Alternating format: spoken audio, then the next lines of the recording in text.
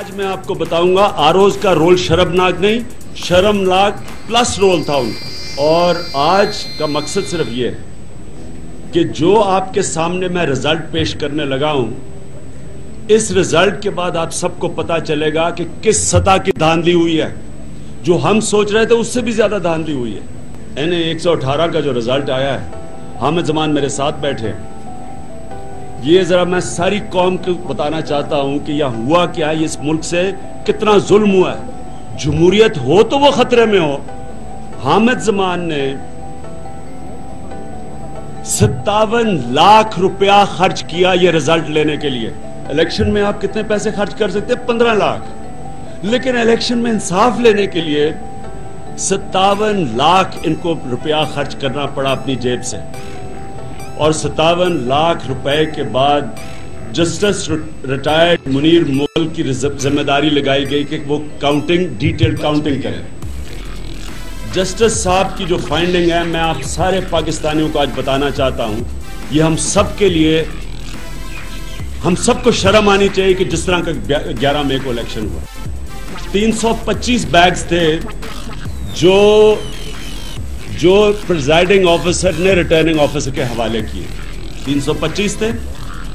सिर्फ 69 बैग्स में से सही मटेरियल निकला। 325 से 69 बैग्स में मटेरियल निकला, सील्ड थे और मटेरियल सही निकला। 256 में या था, या मटेरियल इनकम्प्लीट था या था ही नहीं।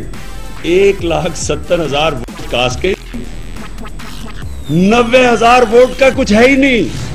90,000 वोट ही फ्रिश गए आसमान में, वोट ही नहीं है 90,000। 1,70,000 में से 90,000 वोट का रिकॉर्ड ही नहीं है। 80,000 जो वोट बच गई, आधे 80,000 में से इनकम्प्लीट है।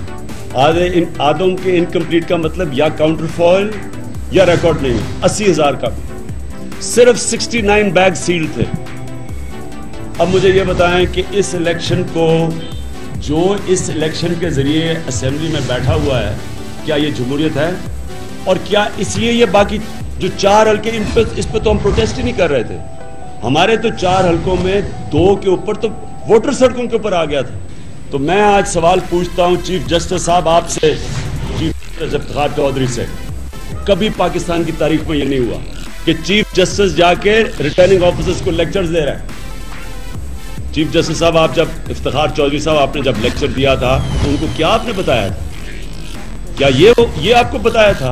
और फिर मैं जस्टिस साहब इफ्तिखार चौधरी साहब आपसे पूछता हूं कि 6 जून को जब आपने कहा बड़ा जबरदस्त काम किया है रिटर्निंग ऑफिसर्स ने, ये जबरदस्त काम किया है, और साल हो गया, हर दरवाजा खड़काया, हर जगह गए, लोगों को हमने कहा सारे कानूनी लीगल मराहल से हम पूरा गुजरेंगे ताकि कोई ये ना कहे कि हम डिस्टेबलाइज कर रहे हैं, हम जमहूरियत को खतरे में डाल रहे हैं।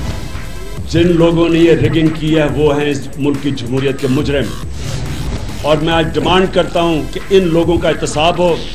मैं मौजूदा चीफ जस्टिस साहब से बड़े एहतराम से कहता हूं कि चीफ जस्टिस साहब, ये इसके ऊपर, इस एविडेंस के ऊपर जो हमने आपके 57 लाख रुपया खर्च करके, इस आदमी ने अपने हलाल की कमाई का टैक्स देता है, टैक्स रिटर्न्स में है, ये 57 लाख रुपया खर्च करके ये इंसाफ के ऊपर पहुंचा है। और जो जिम्मेदार थे इस जमहूरियत को, जिन्होंने लोगों के मैंडेट को चोरी किया, चाहे वो चीफ जस्टिस इफ्तिखार हो, चाहे वो रिटर्निंग ऑफिसर्स हो, चाहे वो मीडिया ग्रुप हो जिसने मदद की इस रिगिंग के अंदर।